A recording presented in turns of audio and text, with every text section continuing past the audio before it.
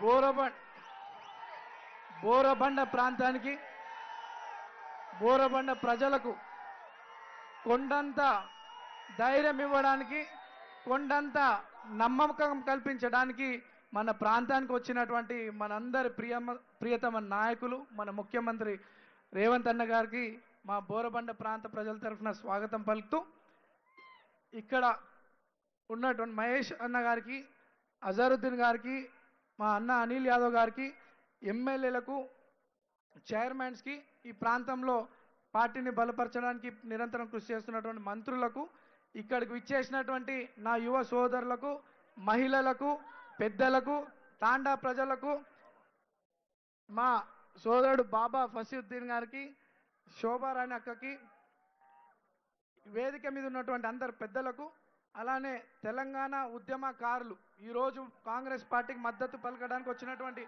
వారికి అందరికీ కూడా నమస్కారాలు తెలియజేస్తూ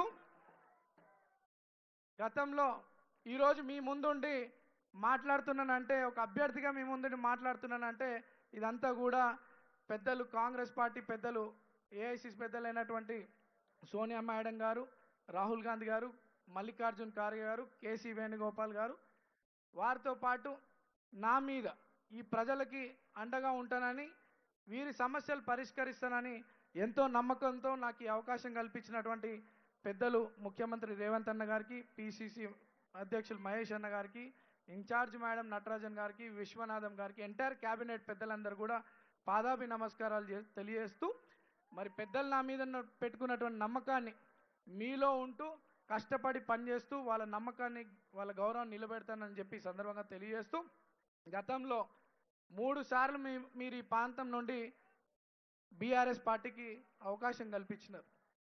ఎందుకు? మన బోరబండలు ఉన్నటువంటి గల్లీలు బస్తీలు బాగుపడతాయని. ఎక్కడ కూడా డెవలప్మెంట్ యాక్టివిటీ లేదు. అదేగాక ఈ స్థానికంగా ఉన్నటువంటి నాయకులని అనేక రకాలుగా ఇబ్బందులు పెట్టడం జరిగింది. మళ్ళోసారి మోసపోకండి. నిన్న నేను ప్రచారానికి సాయిబాబా నగరు ఆ పక్కన వీకర్ సెక్షన్ పోతే అక్కడ ఒక మహిళ నర్సా అనే ఒక మహిళ కన్నీళ్లు పెట్టుకుంటా నాయన మాకు డబుల్ బెడ్రూమ్ ఇప్పిస్తామని చెప్పి 200 నుండి 300 మంది వరకు దాదాపు 3-4 కోట్లు వసూలు చేసి మమ్మల్ని మోసం చేసిర్రు నాయన బీఆర్ఎస్. ఈ గల్లీలకు మేము రాణిస్తలేమని చెప్తా ఉన్నారు. గతంలో మీరు అవకాశం ఇచ్చిర్రు అభివృద్ధి జరుగుతుందని. అవకాశం దేవుడెరుగు కానీ మనమంతా కూడా అన్యాయానికి గురైనాం. మన ప్రాంతం అంతా కూడా అన్యాయానికి గురైంది. మీరు రోజు కష్టపడి కూడబెట్టుకున్నటువంటి డబ్బు 15-20 సంవత్సరాలు కూడబెట్టుకున్నటువంటి డబ్బు మీకు డబుల్ బెడ్రూమ్ ఇప్పిస్తానని మోసం చేసినారు బీఆర్ఎస్ నాయకులంతా. అవునా? అవునా? మళ్ళా మోసపోకండి. ఈరోజు ఈ బోరబండ ప్రాంతాన్ని బంగారు బండగా మార్చాలంటే కేవలం ఒకే ఒక్క నాయకుడితో సాధ్యం. అది మన ముఖ్యమంత్రి గారితో సాధ్యమవుతుందని చెప్పి సందర్భంగా తెలియజేస్తూ బోరబండ ప్రజలు